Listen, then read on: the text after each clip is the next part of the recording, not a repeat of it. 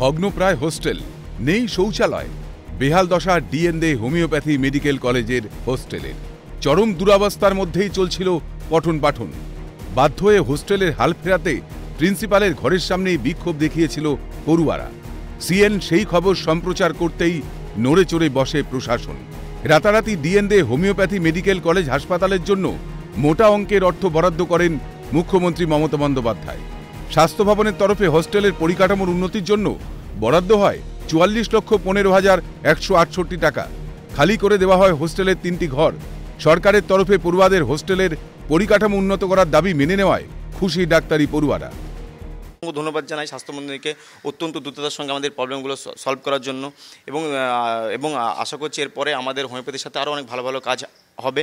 এবং আমরা এর সঙ্গে আরও ধন্যবাদ জানাই আমাদের কলেজের প্রিন্সিপাল সুভাষী গাঙ্গুলি স্যারকে এবং আমাদের কলেজের সমস্ত টিচারকে আমাদের পাশে থাকার জন্য। আমাদের কলেজ চিরকৃতজ্ঞ আমাদের প্রাক্তন principal sir Shyamal Kumar Mukherjee sir, যিনি আমাদের পাশে সবসময় থেকেছেন এবং হোমিওপ্যাথির সাথে তিনি তার সমস্ত দিয়েছেন। তাড়াতাড়ি সম্ভব আমরা অ্যাপ্রোচ ডেট জানাবো। তবে আজকে অনেকটা কাজ আমরা দেখতে পাচ্ছি, হোস্টেলে অনেক কিছু রুমগুলো যেগুলো বন্ধ ছিল সেগুলো খালি করার ব্যবস্থা শুরু হয়েছে।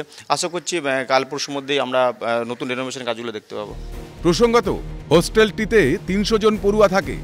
ওই পড়ুয়াদের জন্য বরাদ্দ মাত্র 40টি খাট। তাতে কোনো রকমে কষ্ট করে থাকতে হয় তাদের। শৌচালয় রয়েছে মাত্র 2টি। মহিলা হোস্টেল নেই বললেই চলে। এছাড়াও হাসপাতাল চত্বর এবং হোস্টেল অপরিষ্কার, নেই পর্যাপ্ত ক্লাসরুম, এমনকি রোগী দেখার জন্য ব্যবহৃত চেয়ার টেবিলটিও নেই। সব মিলিয়ে হোস্টেলে এক প্রকার নরক যন্ত্রণা সহ্য করতে হয় তাদের। মুখ্যমন্ত্রীর হস্তক্ষেপে বরাদ্দ টাকায় হোস্টেলের হাল আদৌ ফেরে কিনা এখন সেটাই দেখার।